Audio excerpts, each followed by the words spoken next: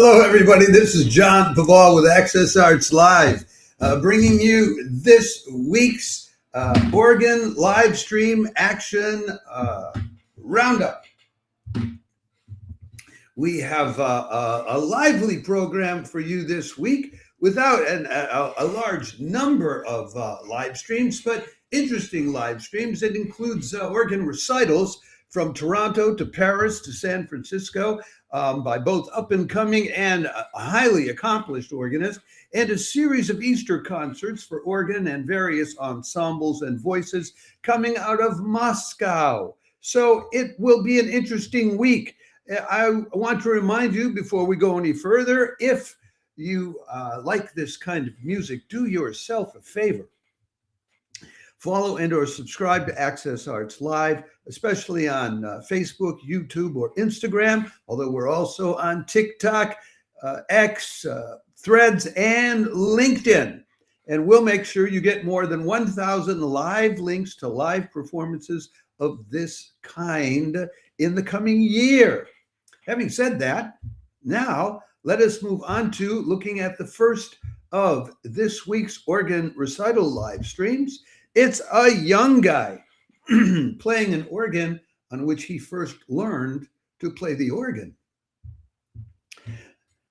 Tuesday, April 7th, St. James Cathedral in Toronto live streams its Wayne C. Vance organ scholar, Joshua Duncan Lee. That'll be at 1 o'clock in the afternoon, Toronto time, 10 o'clock in Vancouver, 7 o'clock in the evening here in Europe. Yes, I'm in Stockholm, Sweden. Eat your heart out. It is a beautiful city to live in.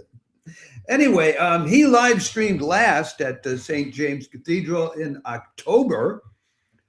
He's the Wayne C. Vance organ scholar there for this year. They appointed him last year. And he's a first-year organ performance student at the University of Toronto. Before he was the organ scholar at St. James, he was the organ scholar at the Metropolitan United Church for 3 years. But he actually began studying the organ a decade ago, right at the Cathedral of St. James in October of 2016. So he's playing on the organ where he learned to play the organ. It's an organ that was rebuilt 50 years ago in 1976 by L.I. Phelps and Associates. 87 ranks, 67 speaking stops, over 4 manuals and 6 divisions, 5,101 pipes. Now, as I mentioned when we started out, during the week, there are going to be a number of Easter concerts coming from the Catholic Cathedral in Moscow. Before we come to them, since they're mixed concerts, I want to jump ahead to the other 2 pure organ recitals that we have going on this week. The first of which will be, both of which are on Sunday, actually. They both promise to be interesting concerts. One will be very, very French, and one will be very, very international. So let's take a look at this first concert and the very lucky and talented young guy who's playing in it, Thibault Fajoles. Sunday, April 12th, rising star organist Thibault Fajoles, assistant titular organist on the grand organ of Notre Dame Cathedral in Paris, will take to the keyboards of the grand organ of the Saint Eustache Church in Paris to play works in the grand French tradition by Louis Vierne, Johann Alain, and Maurice Duruflé. That'll be at their usual weekly time at Saint Eustache Church, 5 in the evening, Paris time, 11 in the morning in New York, and 8 o'clock in the morning in Los Angeles. They pack that church by the hundreds, and there's standing room only at the back for these concerts. Thibault will be playing Louis Vierne's Prelude to his First Symphony, a very French program. He'll be playing Johann Alain's Second Fantasy, that's JA 117. Johann Alain, if you have not been following us or you don't know about the French organ tradition, he was a young organ prodigy between World War I and World War II, who rose to prominence very early both by his organ playing and his composing. He came from an organ building family, and then was doing a reconnaissance mission at the beginning of World War II, and went around a corner, and the Germans were there, and they shot him to death. It's a great loss for the French organ tradition. So he'll be playing that. And then he will finish up with Maurice Duruflé's Prelude, Adagio, and Chorale on the theme of Veni Creator, Opus 4. As for Thibault Fajoles, he's 24 years old, very young. How did he get in as being an assistant titular organist at Notre Dame Cathedral? Well, here's the thing. After the great fire at Notre Dame Cathedral, then they rebuilt it. They decided they would have a whole team of organists. So there are 4 titular organist at Notre Dame Cathedral now, and one of them is the young Thibault Fajoles, who was brought in. Now, he studied organ and improvisation at regional conservatories, or conservatoires, as the French say, in Nancy and in Saint-Maur-des-Fossés, and then went on to be a student at the Paris Conservatory, the one with the long name, the CNSMDP, where he's studying organ with Thomas Hospital, one of the resident organists at St. Eustache Church. Then back in December 2023, he followed in the footsteps of Thomas Hospital, doing a young artist in residence at the St. Louis Cathedral in New Orleans. Thomas Hospital did that, where he did various performances around the U.S. And when they decided to put in a team of organists at Notre Dame Cathedral in 2024, they wanted to include a young organist, and he got the part. So he's a rising star. The interesting thing is that both the organs at St. Eustache Church and the Notre Dame Cathedral are very similar, and they both have roughly a bit less than 8,000 pipes. 7,952 was the last count I had at St. Eustache Church. So Thibault is not unfamiliar with what you do with a lot of pipes. But the acoustics are completely different in the 2 churches, because Notre Dame Cathedral is a long cathedral. You have to push that sound all the way from the back way to the front. And at St. Eustache Church, you don't have to do that. It's much shorter, and it has higher vaults on the side. So this immersive sound is created. Very interesting to tune into it, although I'm not sure how well we have arrived at the stage where we can replicate the actual sound in a hall with these live streams. But it's worth tuning into. And if you love this French tradition, well, this is a concert rich in that tradition. Then a little later the same day, we have another concert way across the ocean in San Francisco.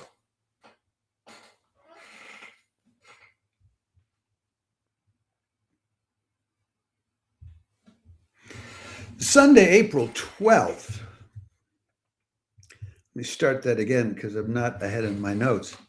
Sunday, April 12th, Grace Cathedral, San Francisco invites you to enjoy what they're calling one of the most unique programs of the season in its organ live stream series. Spanish virtuosa organist Loreto Aramendi. I'm going to redo that whole intro. Grace Cathedral, Sunday, April 12th, Grace Cathedral invites you to enjoy the live stream of one of its most unique programs of the season by Spanish virtuosa organist Loreto Aramendi, playing transcriptions of 19th and 20th century orchestral and piano works and more. That will be at 3 p.m. in San Francisco, 6 o'clock in New York, midnight here in Europe, 10 o'clock on Monday morning down under in Australia. Loreto Aramendi, she is the principal organist of the Cavaille Coll organ at the Basilica of Santa Maria del Coro in Spain. She's also an international recitalist. Cavaille Coll is very much her thing. She's not alone in that. There's another Spanish organist from San Sebastian, I think, whom we've often referred you to, is doing live streams at various places in Russia, both out in Tomsk and in Moscow. And he's a Cavaille Coll enthusiast as well. She's given recitals all over the world at top places. Like the list includes the Opera City Hall of Tokyo, Notre Dame de Paris, the Moscow Cathedral, the Hallgrímskirkja in Reykjavik, St. Patrick's Cathedral in New York, Westminster Cathedral. You get the idea. She's come out with numerous CDs, double CDs, one in 2015 on the Cavaillé Cole organ at her church, which got 4-star awards from Choir and Organ magazine, and then another one in 2017, a double CD, recorded on the Cavaillé Cole organ at Saint-Ouen of Rouen Abbey with Louis Robillard transcriptions. And she'll be playing a number of Louis Robillard transcriptions during this concert.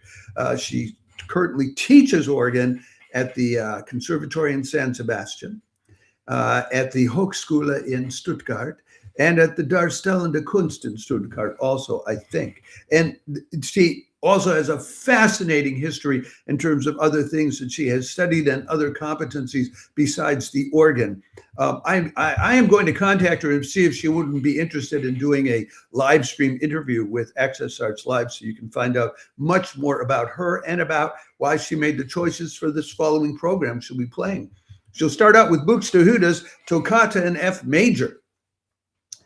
Then she'll play Franz Liszt Funérailles from the Poetic and Religious Harmonies in the transcription by Louis Robillard. Then she'll play Saint-Saëns' Danse Macabre, Opus 40, also in a transcription by Robillard. And she'll be playing Forêt Sicilienne from Pelléas and Mélisande, Opus 80, transcribed by Robillard. And in addition to that, then, 2 other works which the church is very excited, Grace Cathedral is very excited about hearing. One is by Karen Tanaka, who's contemporary, born in the 1960s. It's called Magma Wind Energy, Our Planet Earth, from her Techno Etudes, composed in 2000, so contemporary piece. And then the choral improvisation on the theme of Victime Pascali by Charles Tournemire, as transcribed by Maurice Duruflé. I don't know if that is the Victime Pascali, which is the traditional Gregorian chant for Easter morning.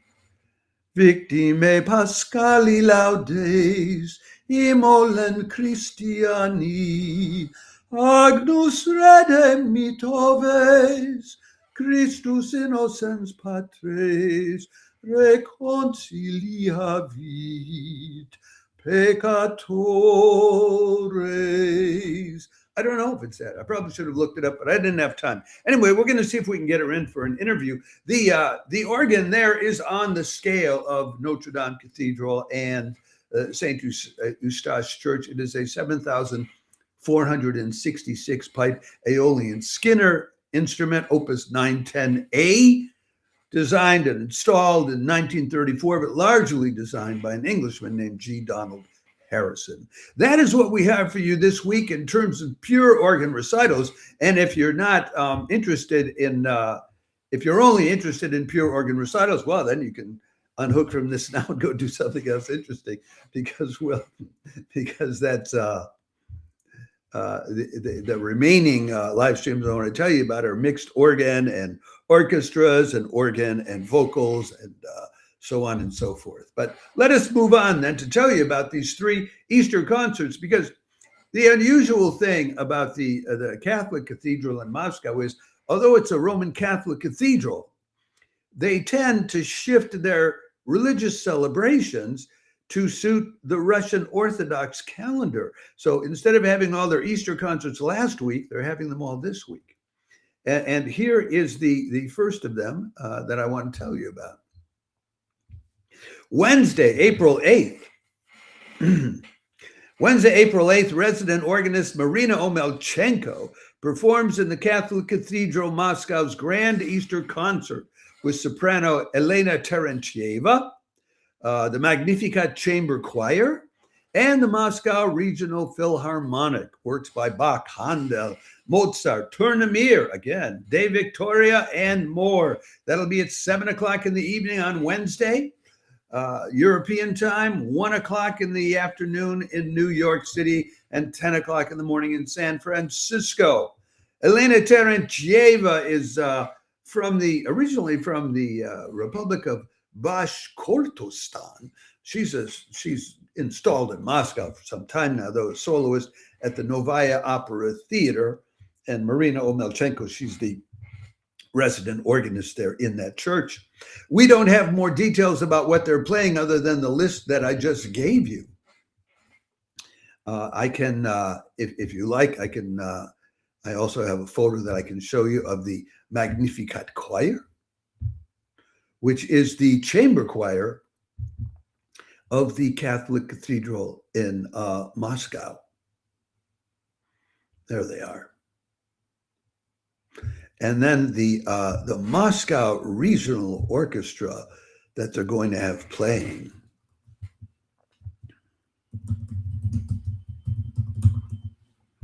Let me see if I can call that up for you. It's no, I'm not able to call that up for you just now. It's a orchestra which often plays at the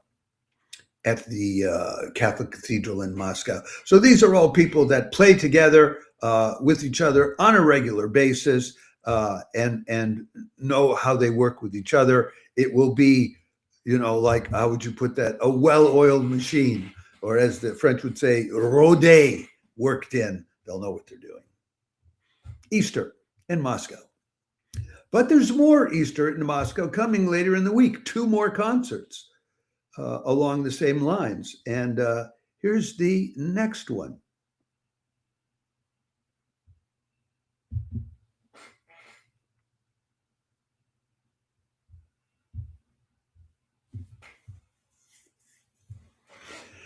Friday, April 10th, the veteran duo from Abkhazia, organist Luka Gadelia and soprano Kristina Eshba, perform works for Easter by Bach, Royer, Balbatre, Charles Marie Widor, and more. Live stream free of charge by Art Benne. What are they playing by Charles Marie Widor? What we had playing at the beginning of our own live stream here, the toccata from his Fifth Symphony, which is famous. Anyway, Kristina Eshba's soprano, a soloist with the Abkhaz State Philharmonic, has won some Russian competitions. Luka Gadelia he's a soloist with the Abkhaz State Philharmonic, but he is very active back in his home region. And if you look him up, you will see him doing concerts all the time. They're of various kinds. They were, the 2 of them did a concert that was live streamed just back in February. So if you follow Access Arts Live, you may have seen them already. It was called From Baroque to Romanticism on February 11th. And they've been performing together since 2017, maybe even longer than that. The pieces they'll be doing include Joseph Nicolas Pancras Royer's Rondo, Claude Balbastre's Concerto in D major, movements 3 and 4, Bach's Seele deiner Speziereien from the Easter Oratorium, BWV 249, Edward Barnes' Toccata on Gregorian themes. I believe he's born in 1958, so he's a contemporary. Mozart's Hallelujah and the aria Laudamus Te from his Mass in C minor, Gordon Young's aria and toccata from the Cathedral Suite, Edouard Baptiste offertory in D minor, then Widor's Ave Maria, William Gomez's Ave Maria, and Charles Marie Widor's toccata from Symphony No. 5. And we have, this pair, they work together all the time. They're like a functioning duo. So this is not 2 people who just happen to both be at that church. No, this is a duo. And then we have one more concert to tell you about.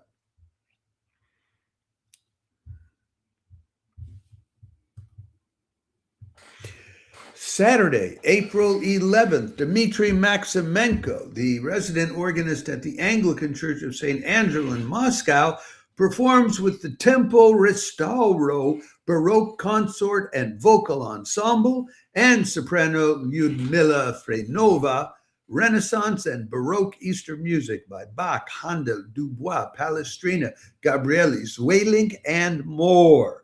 That will be on Saturday at 6 o'clock in the evening in Europe, noon in New York City, 9 in the morning in Seattle. Usually when we see Dmitry Maximenko at the Catholic Cathedral in Moscow, which is where this concert takes place, he's with Anna Vetlugina, and they are an organ duo. So this is an unusual opportunity to hear him without Anna Vetlugina, and with this Baroque consort, and with a soloist. And I show you the photo of the soloist. I was not able to dig up a photo of this local ensemble, the Tempo Restauro. But they are conducted by a professor at the Moscow State University, Maria Maximchuk, which is probably a good indication of quality. Anyway, they'll start out with a series of vocal and choral motets by Palestrina, by Andrea Gabrieli, by Jan Zweilink, and by Tomas Luis de Victoria. Then they'll be doing works for solo organ, Don Drieux's offertory on O Filii et Filiae, sons and daughters, Harvey Bartlett Gall's Moravian Easter Procession, Theodore Dubois' Hosanna, Opus 80, number 3. And then they will do some arias and motets, Handel's arias from the oratorio of the Messiah, arias from the Easter oratorio by Bach, the motet O Maria by Barbara Strozzi, who's a 17th century composer, if you don't know her. And then another Baroque composer, Francesco Bartolomeo Conti's cantata Longet Anima Mea. And that is what we have for you this, what is called Easter week, by those who are believers in the Christian tradition, but even by some who aren't believers, it's the week after Christmas is what it is. I hope that one, some, or any of these live streams uplifts you, inspires you, or just shows you a heck of a good time. I in particular, I'm looking forward to that Grace Cathedral live stream, and I do hope that Loreto Aramendi will be inclined to do a live stream with us. She has a fairly lively Facebook page, so she does have a real social media presence. So I'd love to add a live stream interview with her to that presence. Having said that, let me remind you, if you like this kind of music, do yourself a favor, follow and or subscribe to Access Arts Live on Facebook, YouTube, Instagram, X, TikTok, Threads, or LinkedIn. We'll make sure you get more than 1,000 live links to live quality performances online every year. I'll say ciao for now. I'll be back tomorrow, Tuesday, April 7th, with the roundup of chamber music action for the coming week. And I think I would like to leave you again with that toccata from the Symphony number 2. Ciao for now.